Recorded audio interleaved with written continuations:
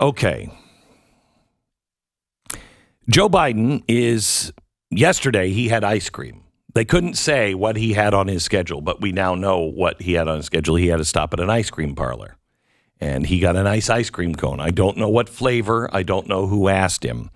But today, he's got a big day in front of him. He's going to meet in person with CEOs of 10 major corporations to discuss the potential benefits to business of his Build Back Better Act. Now, this is how it's being described. The social safety net bill that passed the House last year but stalled in the Senate. That's not what this is. This is not a social safety net bill. The Build Back Better bill is the Great Reset. That's the slogan for the Great Reset.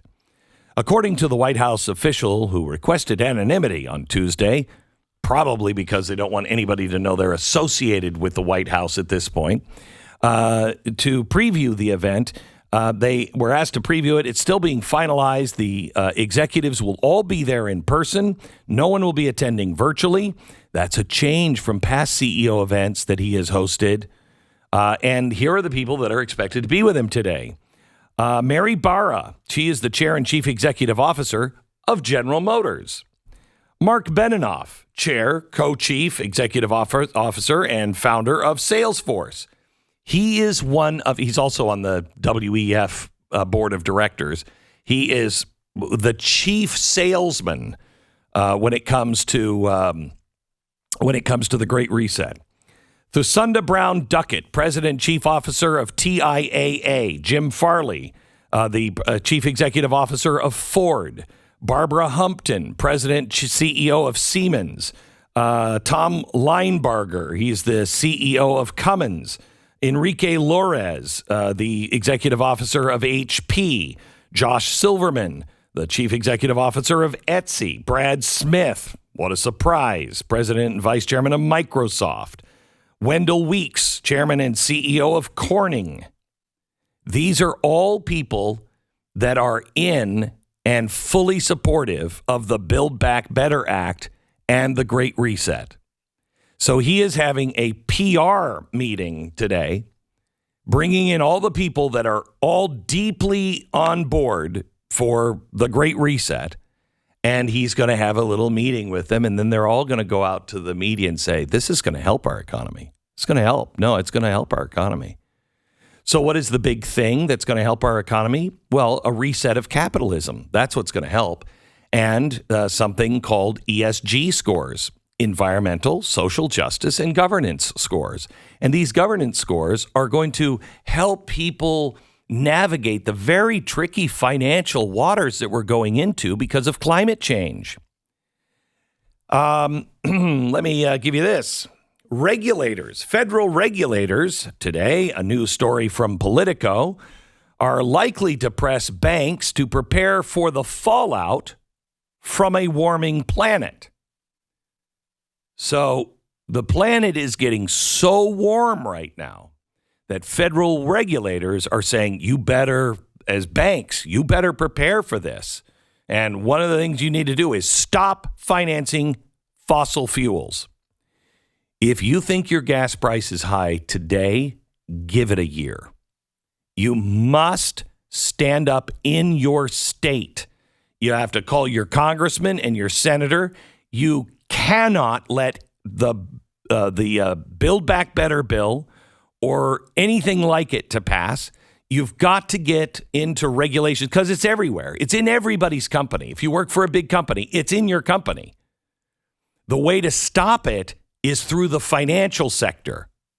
You got to get to the banks and to the credit card companies because they're the ones that are pushing all of this, and they're the ones that are going to affect everything all the way down to your auto loan. So the job of the regulators is to ensure safety and soundness of financial institutions and promote financial stability. Now, this actually makes sense. That's Andy Barr. He's the GOP representative from Kentucky. He says their job is not to pick winners and losers in credit markets and politicize the allocation of capital or to solve climate change. Now, Biden has just tapped Sarah Bloom Raskin. She is a warrior against fossil fuels. She's been saying fossil fuels, that is a horrible, horrible investment. She's now she's been picked for the top job for the regulations at the Federal Reserve. Martin Gruenberg, he's taking over the FDIC, Trump's person, they forced her to resign, and now you've got another climate warrior at the top of FDIC. You also have the comptroller of the currency, is now being led on an acting basis by Michael Hsu, who has put climate issues front and center. You have Security and Exchange Committee's chair, Gary Gensler. He is enacting sweeping rules that will require banks and other public companies to disclose their contributions to climate change and environmental risks. A huge, massive shift, faster than anyone could imagine, is coming. Now, let me give you what's happening overseas with our own Treasury Secretary. So Janet Yellen met for the WEF Davos Agenda annual meeting. It just ended. And there was a conversation with Janet Yellen, Secretary of the Treasury, with Klaus Schwab actually hosting. And after telling Schwab that the old supply side model for lower taxes and reduced regulations just doesn't work, and Biden's new Build Back Better is just so much more promising, she said, importantly, the Biden administration, their economic strategy embraces rather than rejects something kind of important. Here she is. Listen. Importantly, the Biden administration's economic strategy embraces rather than rejects collaboration with the private sector through a combination of improved market-based incentives and direct spending based on empirically proven strategies. Okay, so what she's saying here is the Biden administration, through the Treasury and through the Federal Reserve, are going to now partner with businesses. Do you want your government partnering with all of the biggest businesses? Exactly what's happening in the White House today. Do you want that? Because that is fascism. I just want you to know that is the technical definition of fascism. Do you want the United States government to, through, what did she just say, through market-based incentives and direct spending? So in other words, the government will put direct spending, your tax dollars, into these companies for proven strategies. And they will have market-based incentives. In other words, ESG scores.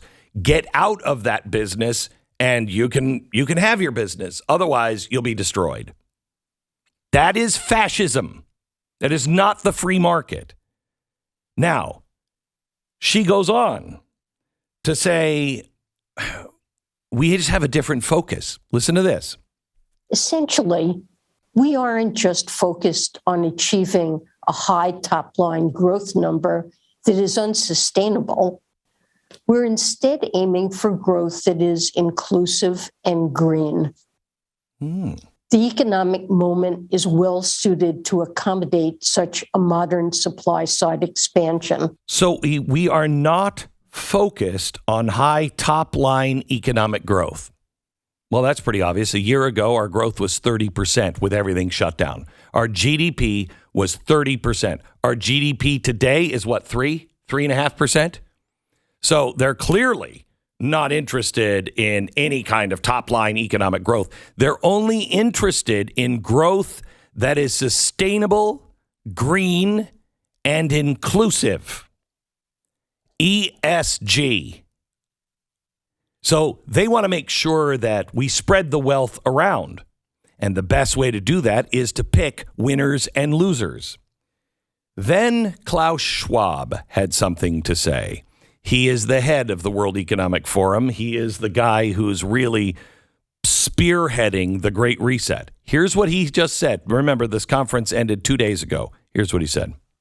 It was fascinating, certainly for our participants, to hear from you how the different aspects of your economic approach of the Biden administration approach is integrated into an overall concept of the modern supply side economics.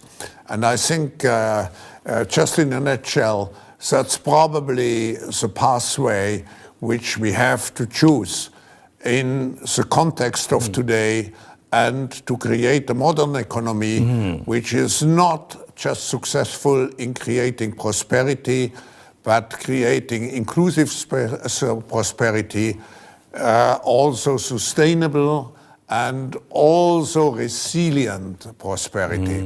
Yes, says Janet Yellen. So we're not looking for, we have to choose. Are we gonna have a system that creates prosperity, or inclusive prosperity and sustainable and green prosperity? That's what we have to choose. They're not choosing. They are going to continue to eat their caviar and ski the ski slopes. You are going to feel the impact. But don't worry, the elites are here.